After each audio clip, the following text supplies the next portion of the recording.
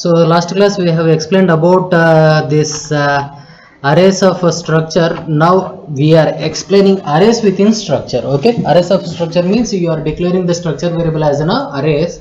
Now yes, now we are explaining this arrays within structure. Arrays within structure means you are till now we are taking structure variable as an array, right? Whatever the data member you are declaring, whatever the data members you are declaring within a structure template, that variable you are treating as you are having as that variable member variable are treated as an arrays, right? Let us see. C permits the use of arrays of structure members. It permits arrays of structure members. We can use single dimensional or multi-dimensional array of int or float. So you can allow your array of structure members.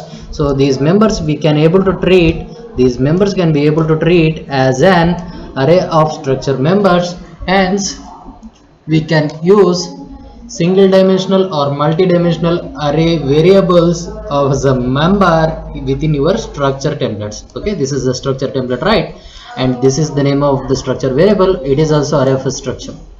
Okay, got it? Because before closing the semicolon you are specifying means this is the variable of structure and it is an array of structure. But here it is arrays within structure. Here float subject of 3, it means you are taking three subjects, you are taking three subjects as arrays of variables within structure template. Got it? Yes, let us see. If you observe here struct, what is the name of the structure? It is marks. What is the name of a structure? It is marks. Here I am defining int number may be your roll number, and float subject. Here subject of 3 I am specifying total I am storing 3 subjects, right? 0 1 2 3 is not there, right? Rest starts at 0 and ends at n minus 1. Okay, yes. Here student of 2 is there. This student of 2 indicates this structure array variable. Structure array variable. Okay, yes. That is about topic. Here we have learned, right? Yes, arrays of structure, right? Now if you want to access this number, you can access student 1 dot subject of 2. Subject of 2, it may be third subject. Student 1 dot subject of 1, you are accessing second subject. Student 1 dot subject of 0, you are accessing first subject. Okay, likewise you can access. So to understand this concept, let us copy this program. Your structure may be defined anywhere else. This is just a minute.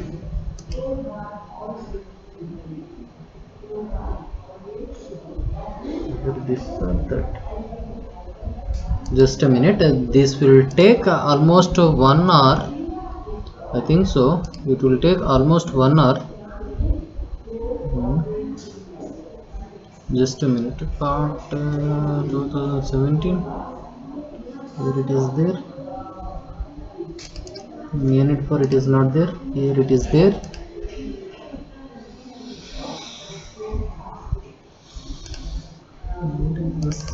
Print.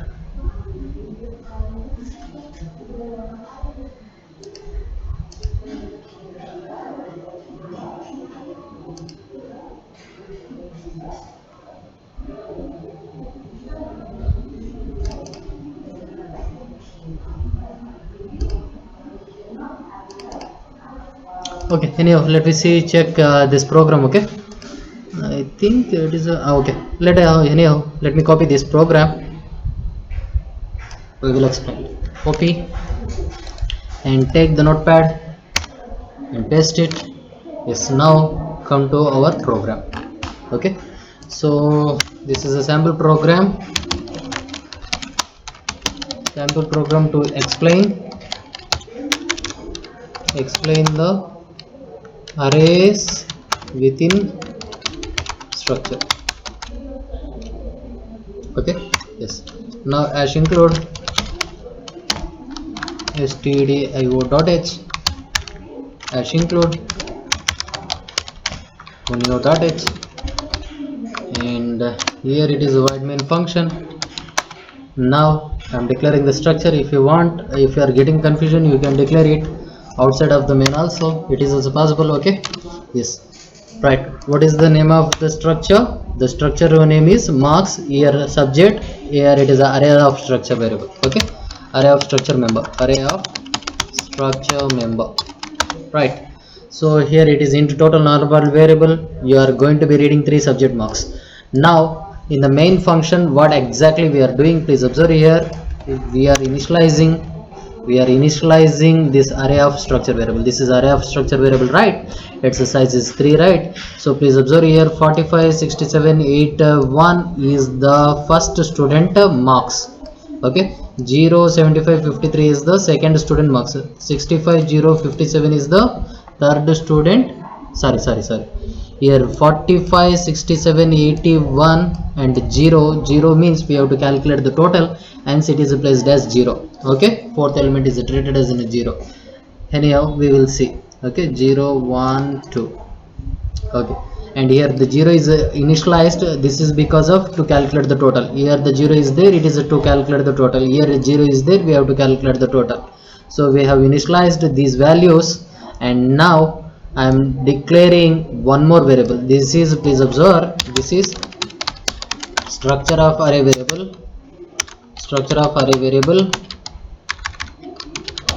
and this is a structure of array variable. Okay, and here if you see this is normal structure variable. Okay, so for the same structure you are defining one more variable. It is a normal variable, it is a total. Now let us see, I am writing for loop for I comma int ij. I am declaring ij for calculating total marks, Okay, so to calculate the total marks, I am writing this nested for loop. Please observe why we are writing nested for loop. For I is equal to 0, I less than or equal to 2. Why it is less than or equal to 2? Because total 3 students exist, right? So if you want to represent 3, then you have to remove here equal to.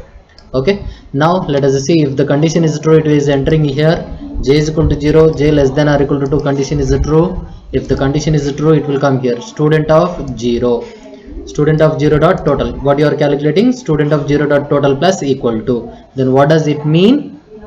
It mean, please observe, if you are getting the confusion, already total value, please observe here, student of 0 dot total. So actually here it consists of 0, it will be initialized as 0. Okay, this 0 plus student of 0 dot subject of 0. What is the subject of 0 mark? It is 45. Subject of 0 mark is 45. Okay, clear? Yes. Now you are adding that to total marks, and total dot subject of 0. Please observe here, this is the total dot subject of 0 is equal to total dot subject of 0 plus student of I0 dot subject of 0. Student of 0 dot subject of 0. What is the student of 0? It is 45. Okay, yes, somewhere else it is missed. Let me check. I will show this program. Here it must exist. Let me check. It is not there. Here it must exist. See print. Yes, now let us understand this logic I have written here. Now you will see, for I is equal to 0, student of 0 value is 45 67 81 0. It has been stored like this. So we have already initialized, right? Here it is initialized, right? It has been stored, and I am representing like that. And when you represent this information, it will be appear like this. Now please observe here. Okay, in the student of one location, first subject mark is 75, second subject mark is 53, third subject mark is 69, and its total is 0. Okay, we have to calculate the total. Now I am writing this loop, right? For I is equal to 0, I less than or equal to 2, I plus plus. For j is equal to 0, j less than or equal to 2, j plus plus. What I am written here? Student of I dot total. So what does it mean? So student of I dot total means, please observe here, student of 0 dot total is equal to student of 0 dot total plus student of 0 dot subject of 0. What is the total value? It is 0 plus student of 0 0. Student of 0 0, what is the value? 45. 0 plus 45, it will store 45 here. Now total dot subject of j plus is equal to, we are calculating, right, total of subjects, right? So now what does it mean? Total dot subject of 0 is equal to total dot subject of 0, that is 0 plus student of 0 dot subject of 0. Student of first subject 0 mark, right? Likewise we are calculating, okay, this is equivalence to this, okay. So if you calculate here, please observe here, for I is equal to 0, j is equal to 0, I am first calculating this student of I dot total, that is the student of 0 dot total is equal to student of 0 dot total, that is 0 plus student of 0 dot subject of 0. Student of 0 dot subject of 0, what is the value? 45.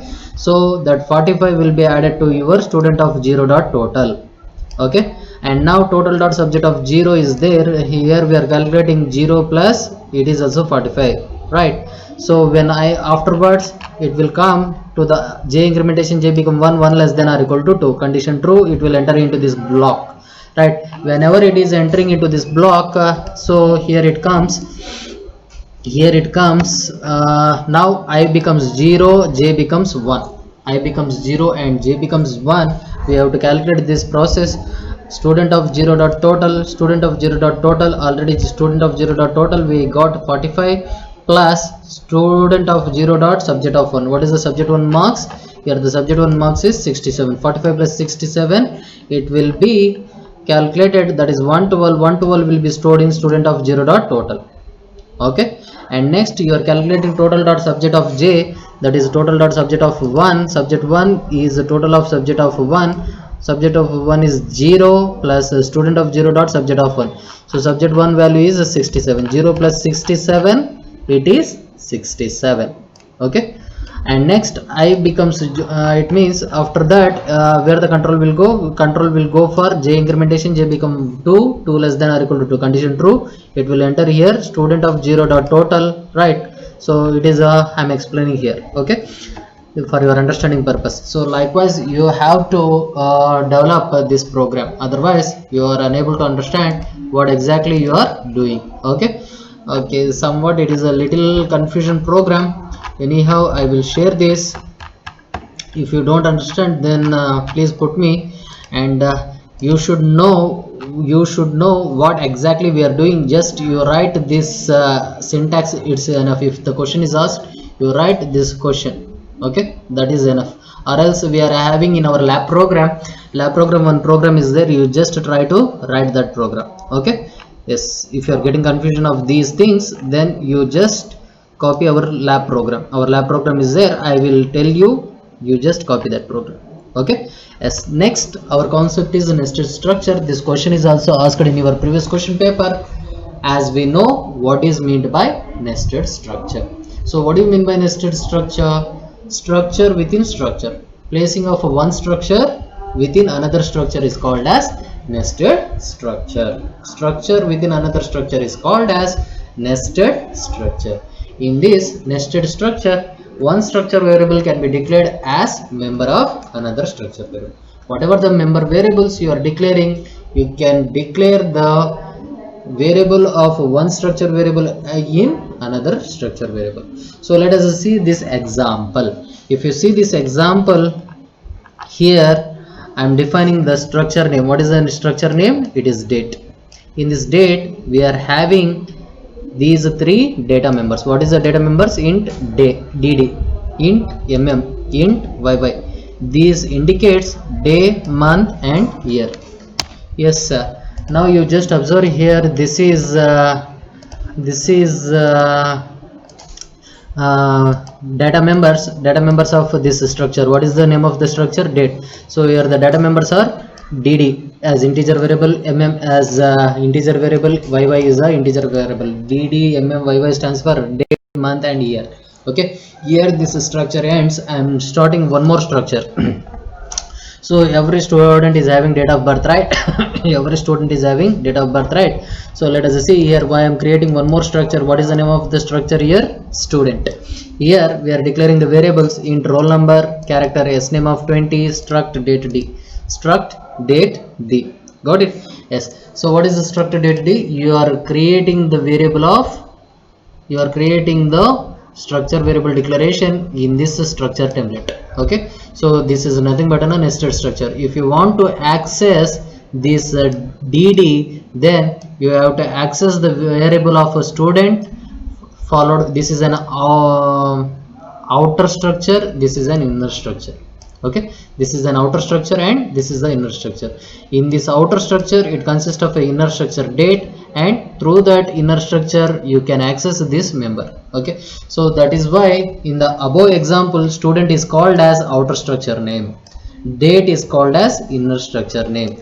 If you want to access any of these variables, okay, if you want to access these variables, then how you are accessing that variable? We are following this syntax: outer structure name dot inner structure name dot inner structure member variable name. Okay, suppose if you want to access this dd, then what is the thing? For this I have to define one structure variable, right? For example, let us say I am creating struct student as smc. I am creating smc, right? Now I want to access these variable. Then how to access this variable? smc. Smc is the outer structure name dot inner structure name. What is the inner structure variable name? It is d, right? Sorry, it is d dot, what is the member variable I have to access? This dd. Got it? So this is, you can access. Got it? Yes. So likewise you can access. So this is the syntax. Here it is given outer structure name dot inner structure name dot inner structure member variable name. Okay, now we will see the same above program. Here it is given. See, please observe your struct student as. If you want to access this, then if you want to access this, how you are accessing? S dot roll number, S dot s name of. Okay, got it? Because you have created the member variable as structure variable as s for the student structure. Got it? Yes. Let us see here, a sample program is there. I will explain this sample program and you will understand. Okay, yes. Let me copy and I'm taking new file, don't want it, and paste it. Yes. Now let us see, write a program to create a structure called date. Here we have to create the structure date and student. So one more structure called is the student, and accept student roll number, name and joining date. Here it is asking for the joining date. So you also joined in this college, right? We have to identify your joining date. So to do this, we have to use the concept of nested structure, using nested structure. Okay, yes. Let us see, ash include stdio.h, ash include conio.h, and now you are writing the structure. The what is the name of the structure? It is date. Here we are declaring int day, int month, int year for this structure. Here it ends. How you are saying it is ended? By terminating semicolon, right? I am writing one more structure. What is the name of the structure? It is the student. Struct student. Here I am declaring int roll number, character array variable s name. So every student is having name. That is why I am taking the variable as s name of 20. It is a character array variable. Now you are seeing here struct date d. What does it means? You are declaring the structure variable in another structure. So hence it is called as nested structure, right? Okay, now please observe here, before closing this student, you are created the variable of student class is student structure is s. Okay, so what is s? Here before closing the semicolon I am specified the s. So this is structure variable of for student structure. Okay, yes. Now I am writing the void main function. It is the void main function. Now I am writing one output statement, clrscr. Let us see. Okay, printf enter the details. So as it is, it will display the enter the details. Now I have to enter the roll number, right? So for that I am writing one output statement as enter the roll number. So to enter the roll number from the keyboard, I have to use the scanf. right? I'm using scanf ampersand s. What is s? S is the structure variable. So through this variable you are accessing this variable, right? This member variable. Okay, s dot roll number ampersand s dot roll number. Why it is percentage d? Because of it is integer, right? Next, enter student name. Now what you are writing? Enter student name, right? So we have to enter the value from the keyboard. That is why we are taking percentage s. Okay, percentage s. Now we are taking the variable s dot s name. What is s name? Member variable, right? Okay, next you are writing one output statement. Enter the joining date. Enter the joining date. You are entering the joining date. Please observe day, month here. That is why we are taken here three variables. Okay, so where does this day is exist? D variable is date is exist in student. This is an outer and this is an inner, right? Within this, if you want to access these members, you have to access through outer member variable dot inner variable member dot inner variable dot inner variable member, right? So likewise I'm accessing here ampersand s dot. S is the outer structure variable, d dot inner structure variable dot inner structure member variable. This is a member variable. This dd is exist in d, this d is exist in s. Got it? So you are reading one more value, s dot d dot mm. It means this mm is exist in d, this d is exist in s. Okay, clear? Yes. Likewise you are reading the third value, that is yy is exist in structure date. This structure date is exist in structure student. Okay, so you are accessing like that. After accessing the value from the keyboard, you are storing in that variable. After storing that variable, you have to display the value. Now by using this printf statement, I am displaying the roll number. So what is the roll number? S dot roll number. Okay, what is the student name? S dot s name. So here it is also right, but if you please observe here, it is a character array variable, right? Here control string should be s. Got it? If you give an as a d, it will show 0. It doesn't show an error, but it will show an 0. Now you are displaying student joining date, that is percentage d percentage d percentage d. So where this dd is exist in d, where this d is exist in s, right? Date, month and year. Okay, likewise you are accessing your structure variable. Now let me save it. Save it as a neststr.c. I'm saving neststr.c. okay, click the save option. Now open your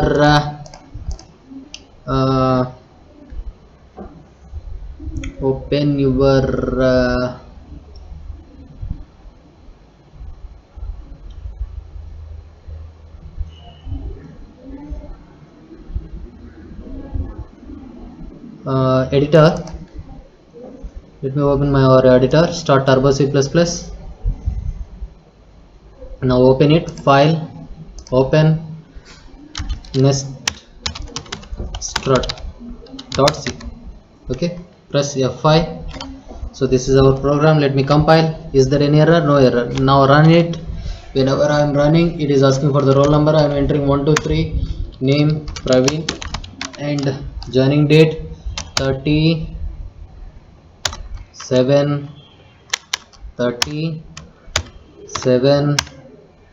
2010. okay, so this is my details. Student roll number is 123, student name is Praveen, and student joining date is 30th July 2010. okay, yes, okay, yes. So likewise it is a display. Clear? Now let me show you how it will run. I'm pressing F7 key. Through from F7 you are starting. Enter student details, student roll number. You are entering the student roll number. Now you have to enter the student roll number. I am entering 123. It is asking student name. Pressing F7, it is asking for the student name. I am entering some EGE and pressing F7. It is asking for student. Please observe here day dot, right? So it is asking like that. You can give some when you have joined, some maybe in July. Okay, 20th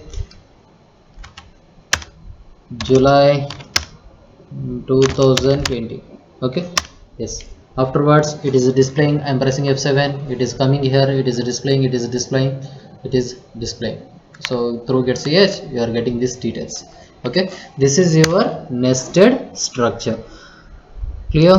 Hope you understand this concept. We will continue our session in the next class. Control. Okay.